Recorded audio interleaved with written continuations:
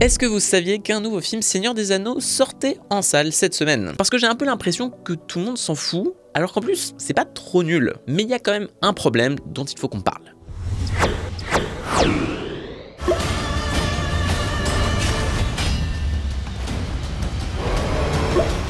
Il faut admettre que quand Warner a annoncé un nouveau film basé sur les écrits de Tolkien sous la forme d'un film d'animation, on ne savait pas trop à quoi s'attendre. Ce qui a rassuré assez vite avec Le Seigneur des Anneaux, la guerre des Rohirrim, c'est l'ambition certaine du projet. Warner Animation a pour l'occasion confié le bébé à Production IG, le prestigieux studio d'animation japonais à qui l'on doit entre autres les séries dérivées Ghost in the Shell, Psycho Pass et bien sûr l'Attaque des Titans. Mais en plus, le réalisateur n'est autre que Kenji Kamiyama, l'un des grands noms du studio qui s'était vu confier la direction des séries Ghost in the Shell. Donc, c'est plutôt solide. Bon après, il faut être clair sur un truc, la guerre des Rohirrim n'a pas non plus la gueule d'une production Ghibli, et sur un écran de cinéma, ça affiche un peu ses limites de gros OAV plutôt bien foutus, mais pas non plus transcendantal. Dès qu'un élément est en arrière-plan, l'animation est plutôt sommaire, et la fluidité des mouvements, notamment dans les combats, laisse parfois à désirer. Rien de rédhibitoire, je vous rassure, d'autant que le truc a quand même une certaine ampleur en matière d'échelle. Mais ça sent quand même le projet secondaire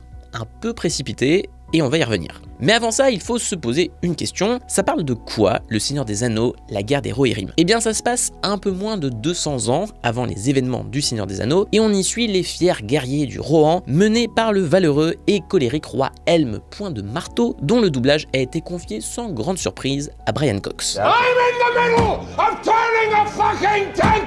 Évidemment, il est surtout question de l'ego froissé d'hommes qui ont envie de surcompenser leurs zizi par leurs épées, et une guerre éclate entre le Rohan et les Dundelings, dirigés par le seigneur Wulf. Au milieu de tout ça, il y a pour moi la plus grande réussite du film, à savoir le personnage d'Hera, la fille de Helm, qui essaie de calmer les ardeurs de tout le monde avant de devoir prendre la tête d'une résistance au sein de la forteresse de Fort-le-Corps, qui deviendra plus tard le fameux gouffre de Helm. Wow. Vous l'aurez compris, la guerre des Rohirrim tient régulièrement à vous titiller avec un bâton en revenant à des éléments familiers de l'univers de Tolkien. Alors d'un côté, on peut comprendre que Warner ne prenne pas trop de risques avec ce premier projet de long métrage isolé, et de l'autre, ils auraient pu choisir une histoire beaucoup moins pertinente. Non seulement le récit de la guerre du Rohan a quelque chose d'épique et de fondamentalement mythologique, mais en plus ça laisse finalement pas mal de marge aux scénaristes. Parce que comme vous pouvez vous en douter, la guerre des Rohirrim se base sur les appendices du Seigneur des Anneaux. Et le début du film est d'ailleurs plutôt fidèle à ce que raconte Tolkien. Mais là où ça devient intéressant, c'est que la fille de Helm n'est même pas nommée par Tolkien. Donc c'est assez logique que le film fasse de Hera son héroïne. Déjà, ça rappelle que très souvent, dans ce genre de récit mythologique, les femmes restent des figures de l'ombre. Mais en plus, ça permet de lui créer de toutes pièces un véritable arc dramatique que je trouve perso assez engageant.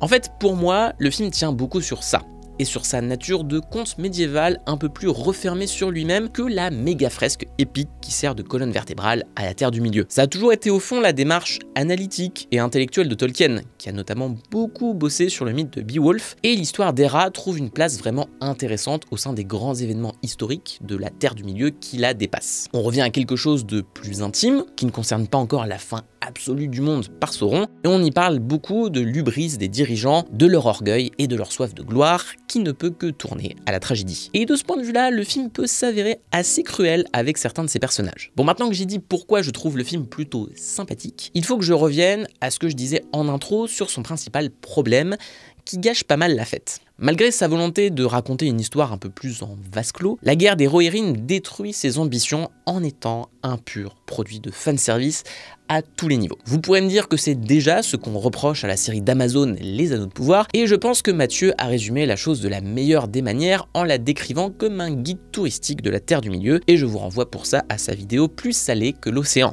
Pour autant, le problème du film d'animation est différent, parce que le référent est moins les récits de Tolkien que les films de Peter Jackson. Alors c'était inévitable, puisque ça y est, la trilogie a plus de 20 ans, donc logique qu'on entre dans une période de nostalgie. Oh putain, le coup de vieux. D'ailleurs, Warner ne s'en cache pas, puisque la guerre des Rohirrim est produite en partie par Wingnut, la société de production de Peter Jackson, et a pour consultante et productrice Philippa Boyens, l'une des scénaristes de la trilogie. En tout cas, le shoot d'endorphine ne se fait pas attendre. En quelques minutes, vous avez le titre, Le Seigneur des Anneaux, qui apparaît exactement comme dans les films avec le thème musical de l'anneau, la carte de la Terre du Milieu redébarque, et avec elle une voix off qui n'est pas celle de Galadriel, mais celle d'Éowyn, une nouvelle fois incarnée par Miranda Otto. parce qu'elle vient elle aussi du Rohan, donc je suppose que c'est cohérent même 200 ans plus tard. Et au cas où ça ne suffisait pas, on pompe joyeusement Howard Shore en calant dès que possible le génial thème du Rohan au moindre truc épique. Bon après je peux pas vraiment leur jeter la pierre, parce que même si je faisais un drame misérabiliste avec Vincent Lindon, moi aussi je trouverais un moyen de le caser quelque part.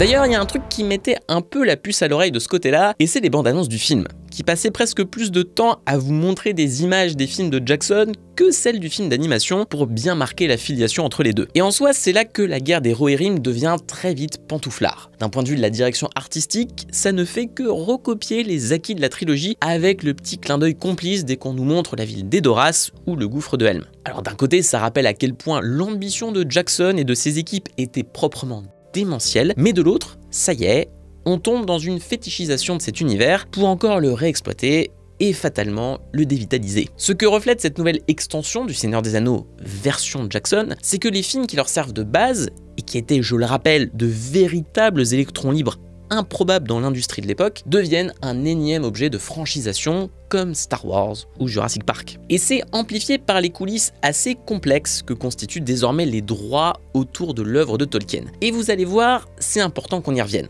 On peut d'ailleurs commencer par une question simple. Pourquoi faire la guerre des Rohirrim maintenant? Et bah la réponse n'est pas des plus réjouissantes. Les droits au cinéma du Seigneur des Anneaux et du Hobbit sont détenus par New Line, une filiale de Warner. Sauf que dans leur contrat, il est stipulé qu'ils doivent régulièrement sortir des œuvres liées à la propriété intellectuelle, sous peine de la perdre. À titre de comparaison, c'est pour la même raison que Sony, qui détient les droits de Spider-Man, a précipité la production de The Amazing Spider-Man après l'annulation du Spider-Man 4 de Sam Raimi. S'il ne le faisait pas, ils perdaient les droits, et vu le succès alors immense des super-héros, c'était proprement inenvisageable. Pour la guerre des Rohirrim, c'est pareil, et ça renvoie à ce que je disais plus tôt sur le côté truc secondaire fait un peu à la va-vite, parce qu'il faut bien continuer d'exploiter la poule aux œufs d'or pour en garder le contrôle. Et justement, cette situation, elle s'est pas mal amplifiée en 20 ans, puisque Amazon a maintenant sa série blockbuster et que Warner a confirmé ce qu'on pouvait craindre. Son film d'animation n'est que le prélude pour l'arrivée d'un nouvel ensemble de films en live action, avec pour premier candidat The Hunt for Gollum, prévu pour 2026 et réalisé directement par le célèbre interprète de Sméagol, Andy Serkis. Jackson, Philippa Boyens et la scénariste et productrice Fran Walsh vont accompagner le truc, ce qui semble plus que jamais emprisonner Jackson dans son propre univers. Autant vous dire qu'on n'est toujours pas prêt de voir Tintin 2 à mon grand désarroi.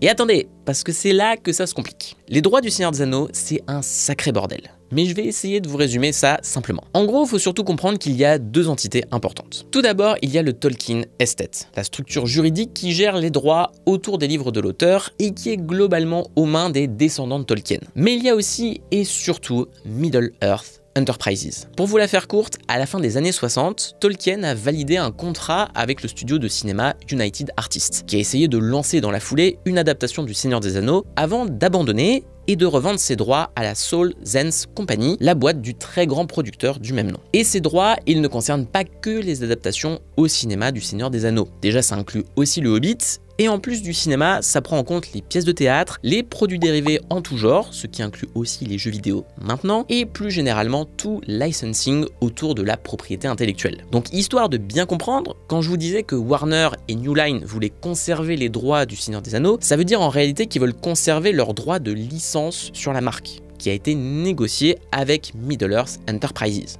Même si le Tolkien Estate a visiblement encore un droit de regard là-dessus, mais c'est pas méga clair. Les petites subtilités, c'est qu'il y a des manquements dans le contrat de Middle-earth Enterprises, comme le fait que ça ne couvre pas les séries télé.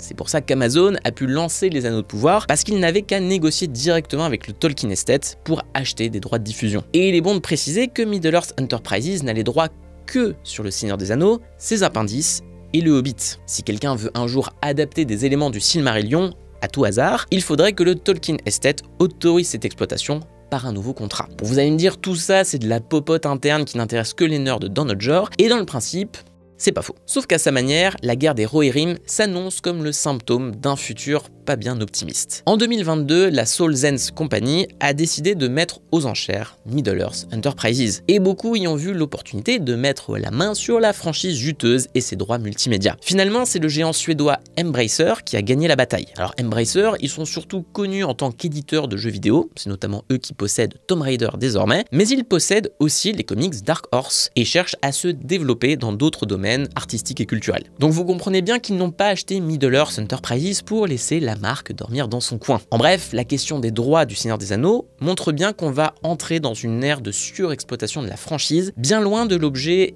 exceptionnel et insensé de Peter Jackson, auquel paradoxalement tout le monde essaie quand même de se raccrocher. Et c'est difficile de ne pas voir les traces de cette problématique dans La Guerre des Rohirrim, même si le film a été lancé en 2021, donc avant le rachat d'Embracer, mais il n'empêche que Warner l'a greenlighté pour de mauvaises raisons. Alors, à mon humble avis, le film n'est pas déplaisant, et encore une fois, j'y vois un petit conte médiéval en terre du milieu plutôt ramassé et bien fichu, mais on en revient un peu au verre à moitié vide ou à moitié plein. J'ai pu voir le film avec Mathieu, qui s'est avéré un peu plus sévère que moi, et pour ça je vous renvoie d'ailleurs à sa critique écrite qui complète ce que j'ai dit ici. Après, je dois aussi avouer un truc. Après avoir souffert face à la nullité abyssale des Anneaux de Pouvoir et de sa narration atroce, au moins là, j'ai été un minimum transporté et diverti. Donc je suppose que le verre est rempli au tiers. Bon là c'est du café, mais vous avez vaguement l'idée. Et pour que je puisse continuer à m'abreuver, n'hésitez pas à liker, partager et commenter cette vidéo. Et bien sûr, je vous rappelle aussi qu'Écran Large reste un site indépendant, celui qui les gouvernera tous. Mais pour ça, mes petits Nazgûl, on a besoin de votre soutien, qui passe par un abonnement qui vous donne accès à des articles exclusifs chaque semaine. Et si vous voulez me voir plus émerveillé par Le Seigneur des Anneaux, on a fait avec Mathieu un classement des 6 films de Peter Jackson.